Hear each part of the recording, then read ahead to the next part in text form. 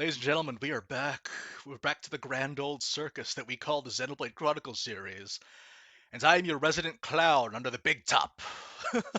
Okay, no, but seriously though, I'm very excited. I am recording this video right after, the day after, the reveal of Xenoblade Chronicles 3. And I'm very, very happy with what I've seen, and that's kind of what this video is going to be about. It's kind of a trailer breakdown. It's basically old man pauses the trailer partway through and rambles on for 5 hours. So that's what you guys are getting. What a treat. This is the comeback. We're coming back to the circus, and I'm coming back in a wonderful clown car with glowing circles and beams on it. So here's the deal. Normally I don't really like reaction stuff in general or like trailer breakdowns. But here's the thing, Xenoblade Chronicles is such a small series in comparison to the other stuff that I cover. Like, if I were to do like a Breath of the Wild sequel E3 2021 video, I'm pretty sure you guys would like that, but I don't want to kind of get caught in the ocean. It just doesn't feel like it's worth my time. But Xenoblade Chronicles, it's so small that there aren't going to be very many people making videos like this. I can imagine like two or three other people at most. And one of my goals in general is just kind of building up the overall prevalence of a game, and that's kind of why I like doing guides because it helps people become more comfortable with how they play, and when they're comfortable with how they play, they can recommend the game a lot more easily because it's very intimidating to play these games for the uninitiated, which I was too, and I will continue to be probably when this game comes out. We know very little about the gameplay aspects, but we're going to be talking a lot about the story today, and I've had like, obviously, this is all purely speculation. There's nothing set in stone about this. So we are going to go through the trailer, and like I said, old man pauses the video every 5 hours, every 5 seconds to do a 5 hour rant. So if this video isn't like 20 hours long, no, this video is gonna be like 3 weeks long. It'll be great. So yeah, we already got a glimpse of our two main characters, Noah and Mio. Oh yeah, I also want to mention that I am fully planning on covering this game when it comes out. I will be covering this extensively.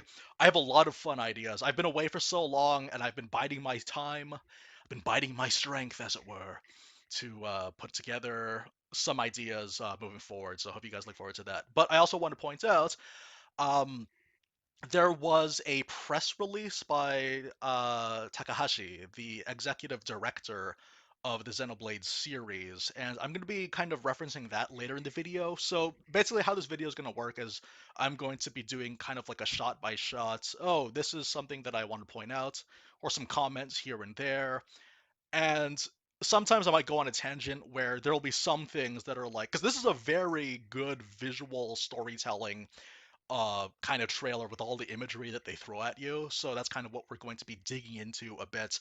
Obviously, this is all mainly going to be my observations. I'm going to miss stuff. So before you guys get angry about me missing the most obvious thing about how Pyra is somewhere in the background, she's on her phone somewhere in the background. I'm sorry because I'm only doing this based on my own personal interpretations or observations of things. So yeah, we are going to start things off, and let's enjoy. This is the moments where like I kind of froze because I knew it was coming. I was just like, uh-oh. Fighting in order to live. Like the moment you heard the guy's accent, you knew that this was Xenoblade before anything else happens. But there are some people that had their doubts. Being British and Xenoblade are like, And living to fight. I don't know. But even the imagery, you can kind of tell it's very like similar, or it kind of calls back to like Xenoblade 1 with like the Mechon all going over the field.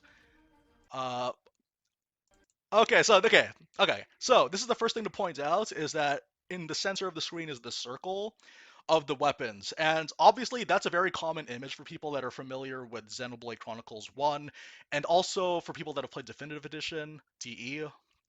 They've also played Future Connected, and that was a recurring thing too. Oh, by the way, I should probably preface this by saying that there's gonna be well, I'm gonna try my best not to be too spoilery for Xenoblade 1 and 2. I'll do my best, but sometimes things will slip out, and you guys, because you are semi-intelligent, you will connect two and two together, and you'll spoil it in your head. So it's not my fault, but well, it'll be my fault because it slips out. But you guys, it takes two to tango. Let's just call it that. But the idea is though is that the it's very very similar, and like I said, it's a good visual storytelling thing where you see the design of something and that gives you a strong hint of what's going on. So we see the glowing circle, and this glowing circle was a thing in Future Connected where there was a kind of enemy that Shulk couldn't beat, and then he ends up making some enhancements and upgrades with a bunch of like typical sci-fi nonsense, which is fun sci-fi fantasy nonsense that we subscribe to if you're a Xenoblade fan. And this may actually hint the idea that the Fog King or creatures like the Fog King from Future Connected might be rampant in the world that we live in for Xenoblade 3. That's the way of our world. Ionios. Ionios, and that looks like Metal Face, man. That is awesome. Okay, so yeah, pretty decent what we're seeing. We're already noticing a couple of connections immediately to Xenoblade 1. And like I mentioned, there was the replica Monado. I think that kind of technology might have been adapted for the weapons that you see being used by the soldiers that we saw earlier. And we also have the Machina who existed, and the Machina are essentially like assisting in this war efforts, or at least their descendants. They might not even be called Machina, or the other races, which we'll get into. Tell me. Okay, so there's our protagonist Noah. Just full disclosure, there was a press release that was released that it was like a word by Takahashi, but also there was a couple of details with the character. So this character is Noah, and you might have noticed the sword that he has, and this is really really interesting because this is Xenoblade Chronicles 3, and you'll notice that there's a very strong recurring theme of these worlds colliding, basically. The worlds of 1 and 2. 1 plus 2 equals Xenoblade Chronicles 3, and that's exactly what we're getting here with the design of his sword, which I'll get into a little bit more.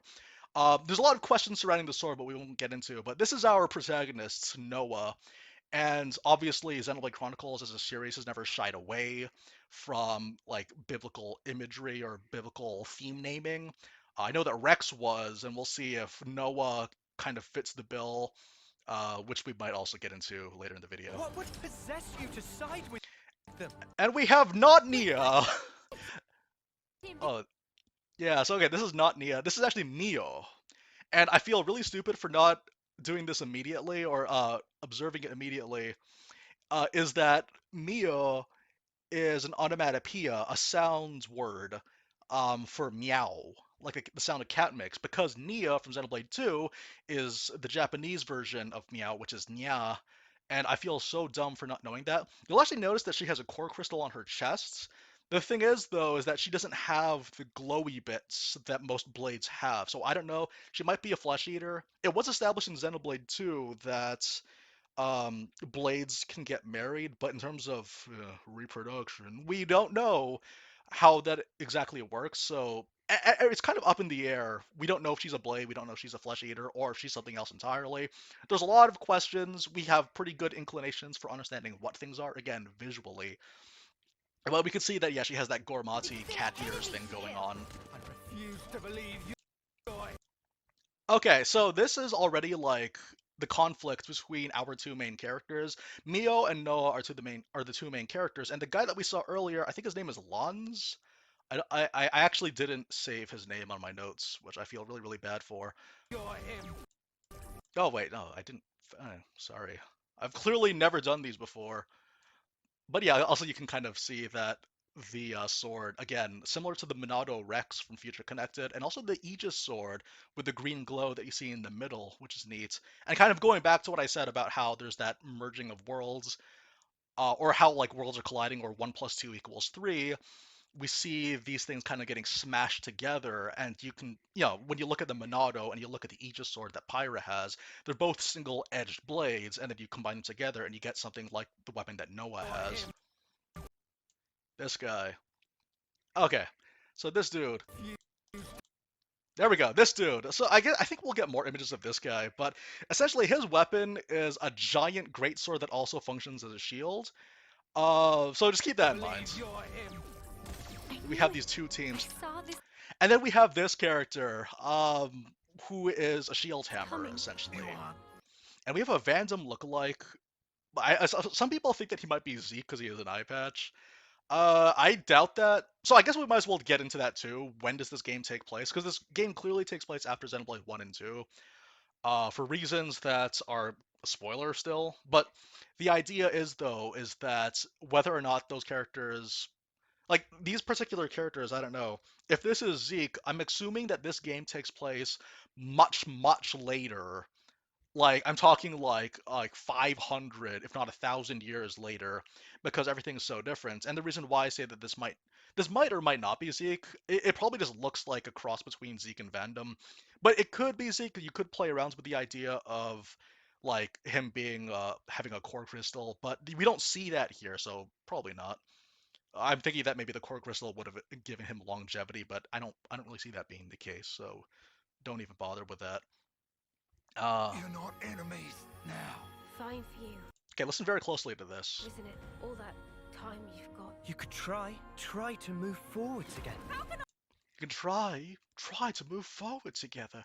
That sounds like Al Weaver. And the thing is, there's an idea that a lot of voice actors may be reprising their roles, but it, this is the kind of case where you'll get a voice actor reprise their role, and you probably get them to play an actual, like a specific character or a character meant to sort of emulate them.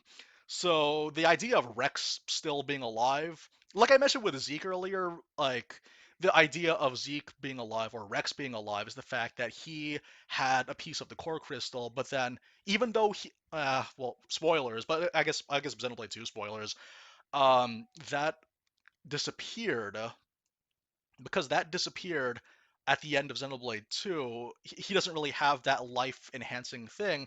But you could write it in a way because, at the beginning of Xenoblade 2, Rex dies and his lifespan was artificially uh, prolonged. And it's not just any core crystal, but it's an Aegis core crystal. So you can kind of write it so that maybe it's just special. But I don't know. It doesn't have to be Rex. It probably isn't even Rex. It's just a guy that sounds like him, similar accent. How can our lives be so snapping little do you? They're not your friends anymore. They're his fuel. So this is awesome. So we saw that there was a character with the high Enchia look.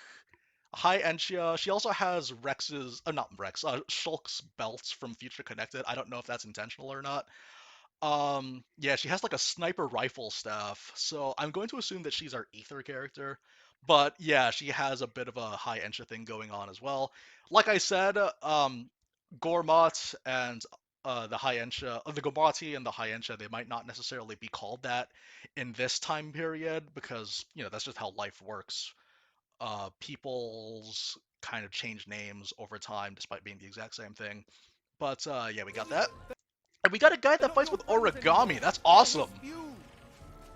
And of course, here we go. We got ourselves typical beauty shots. Sword the land pierced by a great sword. Okay, so I want to point out this too. So all these really wonderful areas that look very familiar, but hopefully are completely different.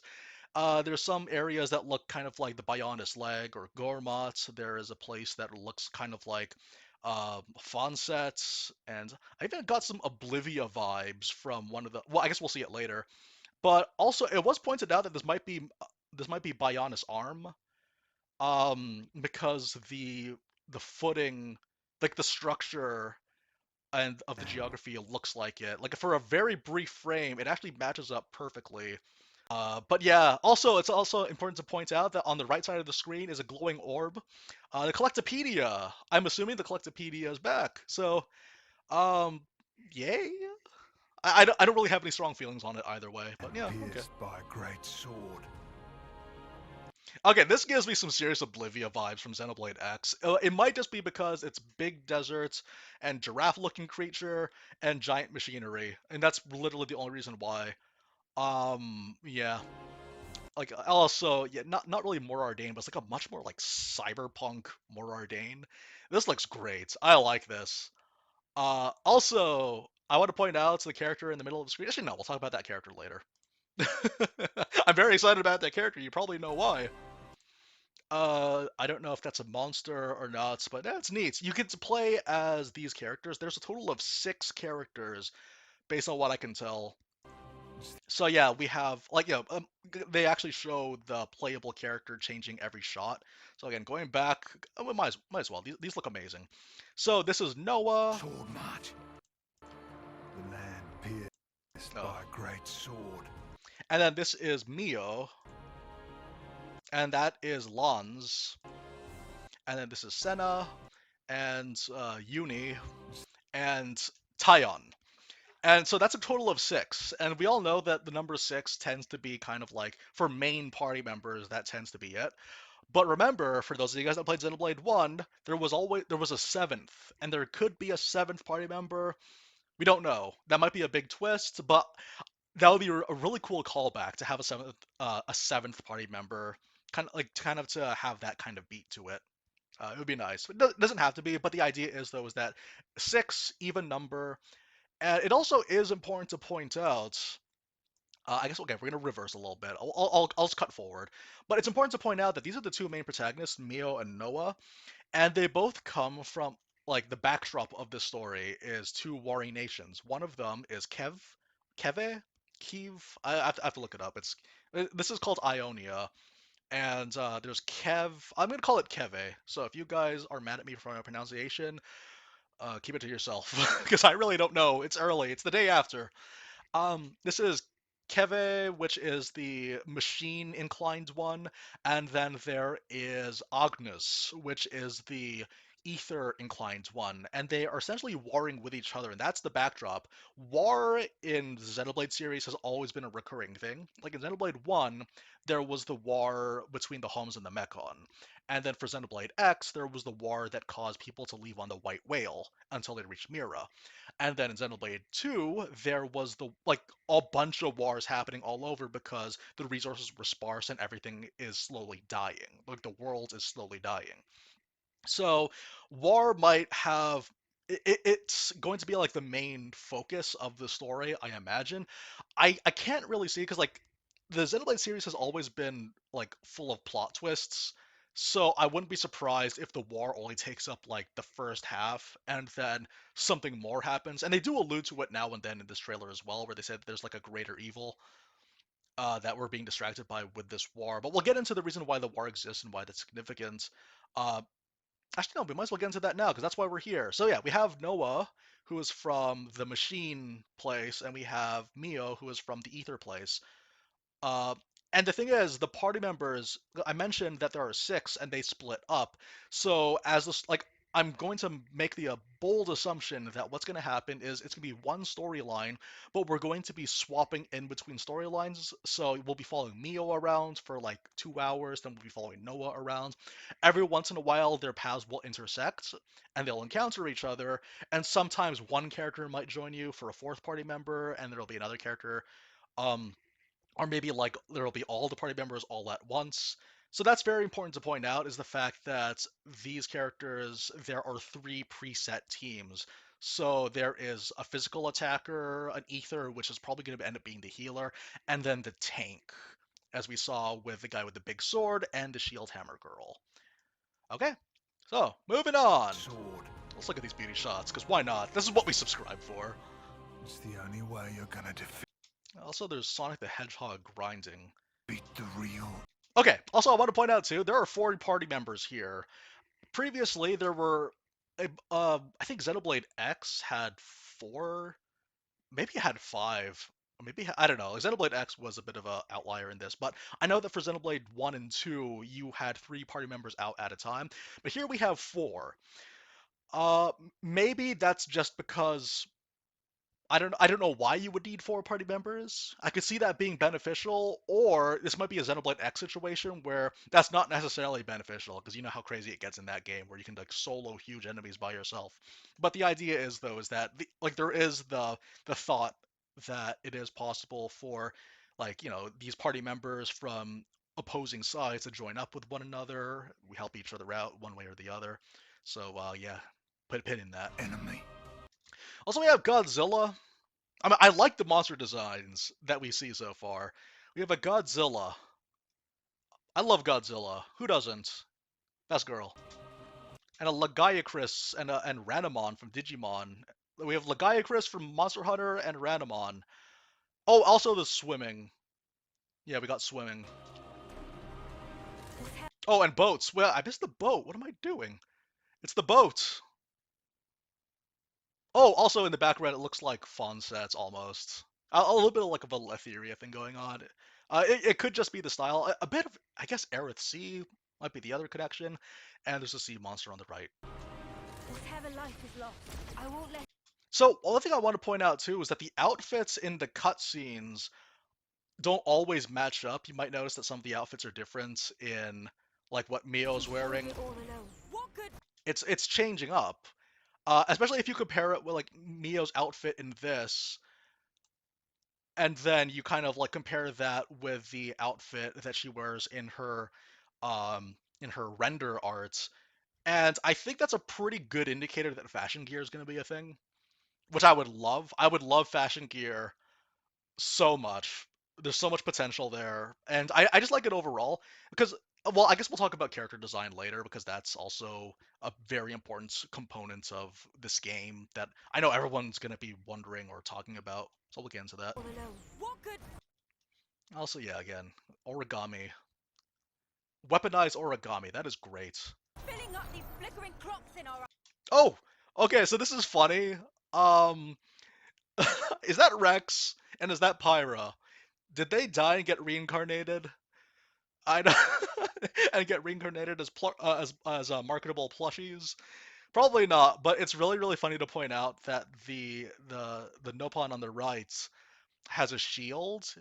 She might be a tank unit, and then the Nopon with the afro has, I don't know if that's a sword or a gun. It's hard to tell with Japanese RPGs, but it's a sword or a gun, so he might be a DPS or an ether. Um, yeah, I think this is like the one thing to cement the fact that this was a Xenoblade game. If everything else that was screaming Xenoblade didn't indicate it, then I think these Nopons will be there. All right. It'll never Yeah, and also, yeah, there's Uni. I don't know anything about her. replace the friends we've lost.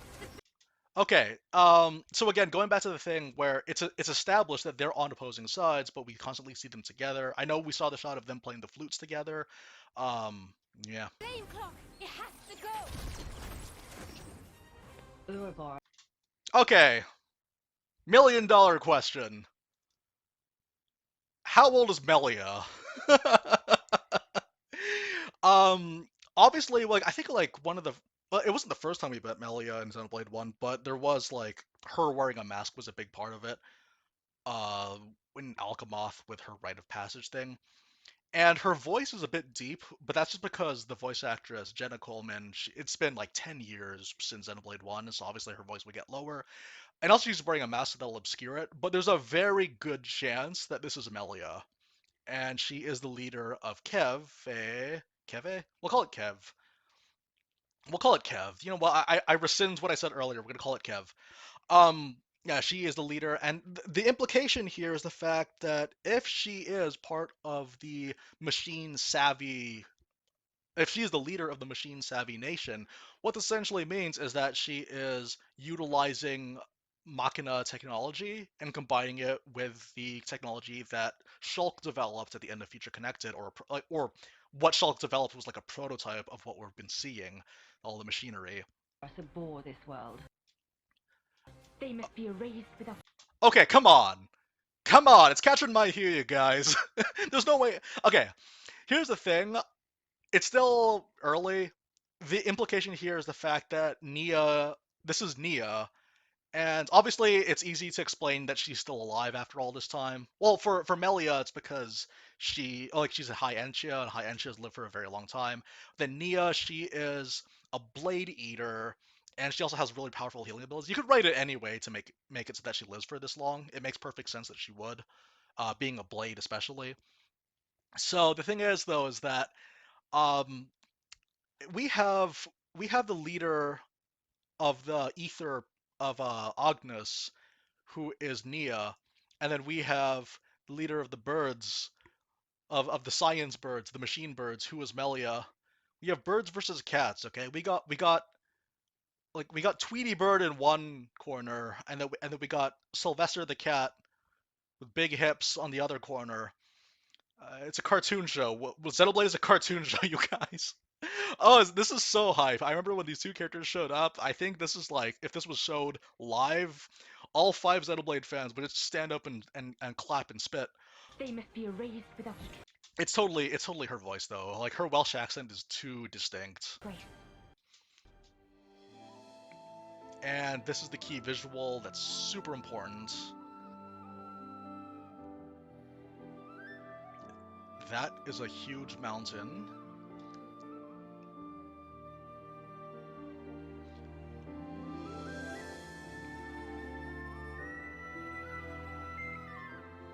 Let's take this all in.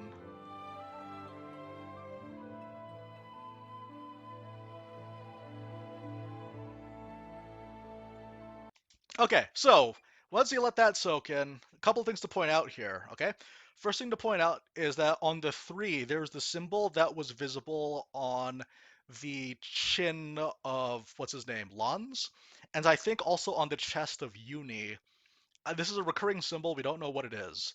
We also could see in the background, like I said, 1 plus 2 equals 3 is literally two numbers mashing together to create 3, and we see that the Titan on the box art of Xenoblade 1 has merged or like encountered or mashed with the Titan on the cover of Xenoblade 2. That is Uriah and Mechonis, and they've met each other at last.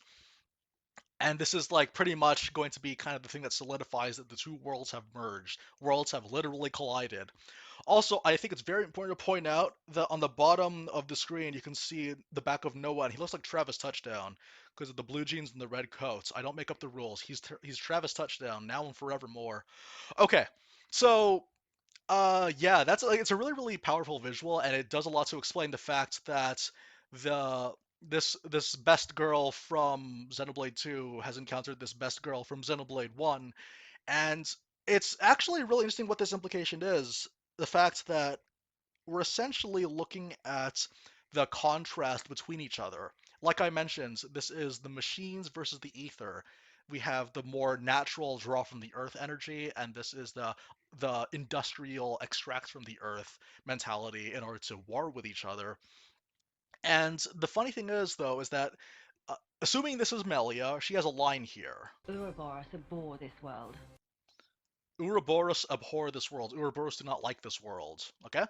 So, Ouroboros, for those of you guys that don't know what that is, Ouroboros is it's a symbol of a snake or a dragon devouring its own tail, and it's an infinite circle. It's a very ancient symbol, and it generally or generically it just represents the unending cycle of birth, life, death, and rebirth. This is very important because if you look back at Xenoblade 1 and 2, this is a recurring theme for both. I guess we're gonna get spoilery here, but okay, sorry, Xenoblade 1 spoilers now. So Xenoblade 1, the Bionis actually was the will of Zanza, who was the supposed creator of the world, and he's the one that essentially has this system where he subsists on creating life forms and having the Telethia harvest them to sustain himself and creating more life forms, and that's his never-ending cycle. This is what Ouroboros is. And obviously, because what Zanza does is so nefarious and awful, of course Melia would be opposed to this, and this is why she says that like abhors this world. So obviously, this would be the angle that she would be looking at it from. Meanwhile, you see Nia, and it's a whole different story because in Xenoblade Chronicles 2, that theme of birth, life, death, rebirth is going to be the Blades. And the Blades, Xenoblade 2 spoilers, like it's all spoilers now. I'm sorry. I'm sorry, noobs, but I'm ruining it all for you so that you can play this game immediately at launch and increase the sales. Okay, the blades basically when they live eventually they die and then they bonds with another driver and come back again, and then over time their biology would become stronger and their biology would become more advanced and extreme with all the data that they have in this endless cycle, and eventually they become titans, and titans are a component of the world of Alrest. And so what we have here is essentially two opposing ideas, because for Alrest, the endless cycle is a good thing, or it's generally thought of as a good thing, whereas um the cycle in Xenoblade 1 is a bad thing because an evil overlord is dictating that towards them. And that's a really interesting thing too, is that the contrast between Xenoblade 1 and 2 is the idea of the divine in Xenoblade 1, in the case of Zanza, being evil, and bad for the world, and that humanity or creation doesn't need the divine. Whereas in Xenoblade Chronicles 2, there's the assertion that the divine is a good thing, and it actually has a master plan that will benefit all life, and that creation should be in pretty much like grateful for it, and that this is the natural order that is perfect. So obviously these would be like opposing ideals. I don't know specifically how that'll manifest, if at all. This again, purely speculation. The idea is though is that there are two philosophies that are very prevalent with the endless cycle of death and rebirth in both of these games, and they are quite literally clashing, which is why the image at the end is so powerful. So one thing I also want to point out too is that they're playing flutes. They did mention in the press release that the flutes are going to be a big part of it, of the music, and also it's going to be a big part of the story itself. I don't know why or how, but it is established that Noah is like he's someone that essentially mourns for the people that have died, and the idea of sacrifice is like going to be prevalent. Oh yeah. Also, I should also point out that the two warring nations, Kev and Agnes, those are both actually words for lamb. Kev, I believe, is Hebrew, and Agnes is Latin. And that's very, very important too, because the entire backdrop of this particular um, game is the war, and obviously people being sacrificed for a war machine. And it's like, it's a thing that they have to live with every single day. And that's like the first line of this trailer is fighting to live and living to fight. So that's kind of the idea that we're going with over here. I'm just quickly look over at the statement that Takahashi made. It was really interesting. I guess I'll just read it out to you guys from Tetsuya Takahashi from Monolith Soft. And it reads, just over 4 years since the release of Xenoblade Chronicles 2, and 1.5 years since the release of Xenoblade Chronicles Definitive Edition, we now bring you news regarding the latest game from Monolith Soft, Xenoblade Chronicles 3. As the name indicates, it's the third installment in the Xenoblade Chronicles series.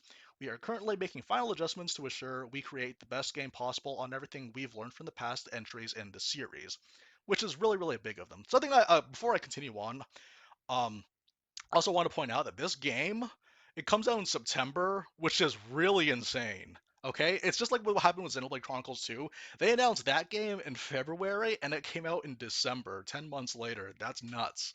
And then we have this game, which was announced in February and now it's coming out in September.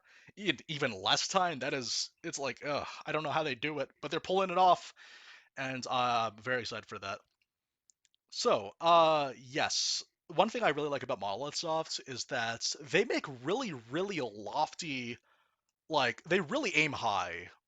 These really high concepts, they really have their sets, they really have their sights set on grander in scale, epic storylines that are also really fun games to play. The idea is that they have all that stuff, but at the same time, they still have that down to earth quality that you would find in a much smaller studio, and that's rare, okay? Something that we shouldn't take for granted. So what we got over here is the idea that like yeah, there was a lot of like feedback in regards to it, and you kind of see that visually as well. I guess we'll talk about character design after I just finish this, but I'm very optimistic with how this has been done. So the key visual features a broken greatsword of Mechonis and the body of the Urian Titan with a gaping wound. I imagine everyone who saw the trailer was quite surprised by the final scene. What is this visual hinting at? Can't reveal that just yet. What I can tell you is that this visual was conceived quite some time ago. More precisely speaking, we came up with it sometime between the end of the development of Xenoblade Chronicles and the beginning of the development of Xenoblade Chronicles 2. So, it's not something we recently added to the series. I like this line a lot. The reason why I like this line so much is the fact that, like, anyone that's done writing, creative writing, knows the feeling, okay? Literally anyone knows the feeling that like you think to yourself, wouldn't it be awesome if we have this epic battle in space and a dragon hatches out of the moon and then they do battle with that and one person stands alone in the fight and it's like this cosmic battle that happens as everyone on earth, the last remnants of humanity, the last hope, watch or something like that. They have a crazy climactic idea in mind And then they realize, wait, I still need to write the rest of the story though. Like, okay, we have to build up to that. We gotta take it slow. We don't even have a first draft ready. That's kind of what this is. Like, we had this image in mind of the Titan encountering another giant Titan again. I guess he kind of had the idea of giant things fighting each other burned into his head during Xenoblade 1, because that started off with Mechonis fighting against Bionis, but then we have like Uriah also encountering that were essentially, again, worlds collide, and that's what we've had. So it's just a really fun, relatable aspect that, hey, even the pros have that issue where they have such big ideas, but they're like, oh shoot, we still got to write the rest though. Okay, rein it in, rein it in. Continuing, we believe the game will be enjoyable for those who have played Xenoblade Chronicles or Xenoblade Chronicles 2, as well as those who are playing a Xenoblade Chronicles game for the first time. The characters were designed by Masatsugu Saito, who also designed the characters for Xenoblade Chronicles 2. While we can't reveal them at this time, Koichi Mugitani created some of the game's key artwork. As you can see, familiar staff members with the Xenoblade Chronicles series have once again come together to create this game. The game music was also handled by artists who have contributed to the series in the past. The music for Xenoblade Chronicles 3 was composed by Yasunori Mitsuda, Manami Kiyota, Ace, Tomori Kudo, Chico, Kenji Hiramatsu, and Miriam Abu Nazar. I'm sorry, Miriam. I pronounce your name horribly because I'm not from that part of the world. It doesn't come naturally to me. But no, but this is basically everyone is here. Miriam actually does orchestrations for the Xenoblade Chronicles games. So that's great. This is literally the everyone is here. Well, I guess we don't. Well, we don't need Hiroyuki Sawano. We don't need that. We don't need that drama. But no, it's nice though. Like we have Saito back. I've always liked Saito, and the nice thing about Saito is that like it's just everything about the designs pop, and they're really memorable and fun. And it's really great too because we're looking at each of the characters from Xenoblade. Actually, I think I have all the pictures up that I'm going to show you guys right now of the six party members that we got, which I'm very very excited for. So the first thing I want to point out is going to be, I guess we'll look. Okay, okay, we'll count down actually. We'll look at Lons, right? And Lons is okay. We're gonna go back to the idea of how there's like the conflicting ideals because Melia, assuming that's Melia, is in charge of Kev. And Kev consists of Noah, or the team, the six party members, consist of Noah and Uni and Lans. So basically, those are the three characters, and you might notice immediately, just visually, again, like I said, the visual storytelling, is that Noah is like, he's pretty much like your typical, like, he's almost like Shulk.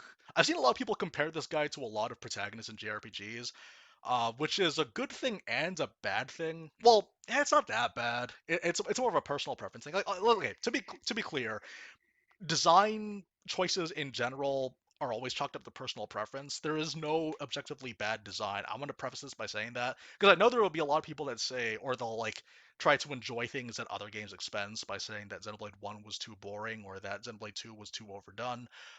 No, they're all great in my opinion, because that's just how I see these things. They all get to be their own thing. But we have Noah with the Travis touchdown fit, and he also has, he's your typical boy red jacket and a red sword. And then we have our high entry girl, who is Uni, and then we also um we have Lons. And the thing about Lons is that his skin coloration is it's not new to us because there's a very good chance that he might be a Machina. There's a very good chance that he's a Machina. He's a very mechanical um weapon to go with it as well. All of them have mechanical weapons, but his is like over the top mechanical, which I approve of. It's very Zeke like. Uh and the thing is though is that this party from Kev, which is run by Melia, are all very indicative of Xenoblade Chronicles 1. And again, this goes to the idea of Xenoblade Chronicles 1 and 2 sort of clashing together in a dramatic spectacle. I really, really like that though. So that's the thing to point out.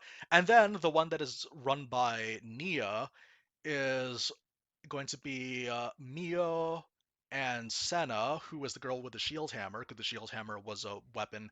And if you look really closely at Senna, okay, can we look at Senna real closely? Because she looks vaguely familiar, doesn't she? She has the glowy thighs, the petite build, the shield hammer. That's right, it's Godfrey! It's Godfrey from Xenoblade Chronicles 2. Um, no, but in all seriousness, no. Like, that particular thing, you actually notice that because of her physicality, she looks like a blade. She has a core crystal on her chest, she has the glowy bits on the thighs and on the body, like the Demi-Fiend's glow. So there's a very, very good chance that she's a blade, which could, I don't know, that might open itself to some more possibilities. It would be amazing if Senna had fashion gear to look like Cassandra. That'd be, I would never play anything else, I think. I think this would be the only game I'd play. But yeah, we got Senna. We also have, yeah, we also mentioned Mio, again, Gormati with the chakrams, uh, and the ether abilities. And we also have Tyon, and Tyon has the unorthodox strange weapon, but it's much more organic in comparison to the weapons that Uni, Noah, and Lance have. So there's the idea that this is the anti-Melia, the anti-Kev, which is run by Neo, who runs Agnes. So you already see that those concepts that were on their own, individually introduced in their own respective games, and they are in conflict with each other, which is really fascinating and a lot of fun. So that's the really neat thing about it. In terms of character design, though, I will say like they look okay. I don't hate any of these. I don't hate any of these at all. I do prefer the over-the-top stuff in Xenoblade 2. I get why people take exception to that. It's not. It shouldn't be in. It's not that it's like a thing that should be in every game, but to me, they're just more memorable. They're a lot more interesting to look at. They're more fun to draw. That kind of stuff is very, very memorable to me. Whereas with a character like Noah, it's not bad. It's just that it is kind of strange where you announce a character, and I think people brought up like five different protagonists. I already brought up Travis Touchdown, but I think there's like, I think the protagonist from SMT4. I have SMT5, by the way, just off topic. I have that game if you guys want me to play that. But no, but yeah, he looks like Flynn and several other characters from other JRPGs, like Lloyd Irving. It's not bad, and I'm pretty sure that, again, I don't want to be the guy that judges things based on the surface level stuff, because that's not fair. We need to look at it from the perspective of how does this exist within the story? How does it visually tell a story, which is what we've been doing in this video. We look at things and we draw conclusions based on how things are visually represented. So the thing about this though is that all the outfits actually, even looking at Mio's outfit, it's like it's pretty tame, which is fine. But one problem that I do have with it though is the fact that like it is just so basic. But I think the reason may be that if my suspicions are true, that there is fashion gear, it could be the kind of situation where you're constantly upgrading equipment, you're constantly changing, and that becomes reflected as you progress through the game. And it's kind of like a visual storytelling for you, the player. Because remember, this is a video game, and video game has progression in it, which is the whole point of a lot of my videos, where I base things based on player progression. So, so yeah, no, it's not. They're not bad though. I think they're all right. It'll take some time. Maybe they'll have to take some more time to grow on me. They look fine. I don't think they're worth getting mad over. I don't think any of the designs were worth getting mad over. That was really immature of a lot of people to get into fights over like Pyra's design. It's just come on, you guys. there's no need to do that. Just even if you try to, even if you don't like it, after a while, it's just that you don't really like it on its own terms. So you move on, you leave it alone, and let the people that enjoy it enjoy it. But other than that, though, like one of the things about like Shulk's design and Rex's design is that they're both pretty indicative of the worlds that they live in, whereas Noah's not so much. He looks cool. I will say that he looks cool, but the idea of like what does this say about the world he lives in? But again, because of the existence of fashion gear, we saw him and the outfit he was wearing at the beginning with the when he was playing the flute. That looks nice. Might fashion gear that. But yeah, in terms of like anything iconic, the only thing I can think of is the sword. But obviously, we don't want to judge things based on the surface level. What we're here for is the content of the characters, because that's the most important thing. Also, gameplay and OP damage, and whether or not overdrive is going to be in this game. Those are the only things that are important. But yeah, no, honestly, I'm very, very happy with what's been going on. I really do hope that this game reconciles the people that the people that love Xenoblade 2, the people that love Xenoblade 1. I hope it reconciles all the fan bases, because Monolith Soft is just such like a wholehearted developer, and they deserve to have a more unified fan base to follow them, to not embarrass them. Obviously, like I'm not an authority on anything, but I really do hope that this goes a long way to sort of kind of settle that, to reconcile each other, because I think that might end up being a thing with this game. We see that Nia and Melia, they're both of like conflicting ideologies, probably conflicting countries, and then we see that, hopefully the idea of reconciliation between these two is going to be in the cards, because unity has always been a recurring thing in the Xenoblade series as well. Because there's always war, but eventually there's going to be reconciliation between the two sides, and then facing a much like a kind of facing down the common threats, the common enemy. So yeah, overall, very very excited for this game. I'm sure there's much much more to talk about. I don't even know how long I've been recording this, but how long have I? 40 minutes. Oh boy. Okay, yeah, we stretched this for a long time. Sorry. Sorry. Didn't mean to go for this long. But this game is coming out on September 2022, and I am very excited. I'm looking forward to it a lot. And if it turns out that the Breath of the Wild sequel comes out around that time period, we're going to be busy this Christmas. Yeah, cannot wait. But guys, thank you for humoring an old man. We are back in the circus, you guys. We've managed to talk about a 2 minute long trailer for 40 minutes. That's how sad we are. Oh boy. No, but anyways, I'm very much looking forward to this one. Hope you guys are too. I hope this does well. I think someone looked at the analytics of the reception. It's just Twitter reception though. It's not that substantial. But I remember that the reception to the announcement of Xenoblade 2 back in 2017, and then the reception to Xenoblade 3, like just in terms of like how many retweets it got, um, because it was a lot less popular back in 2017, and then now it's like gone, I think, tenfold, which is really really nice to see. And I really hope to encourage this kind of stuff. All their endeavors, they've done some good stuff, and I want to see more of it. And we will be seeing more of it here on the channel. We're going to be covering this, milking it dry, so to speak. And I hope to have you guys along for the ride. Ladies and gentlemen, welcome back to the circus.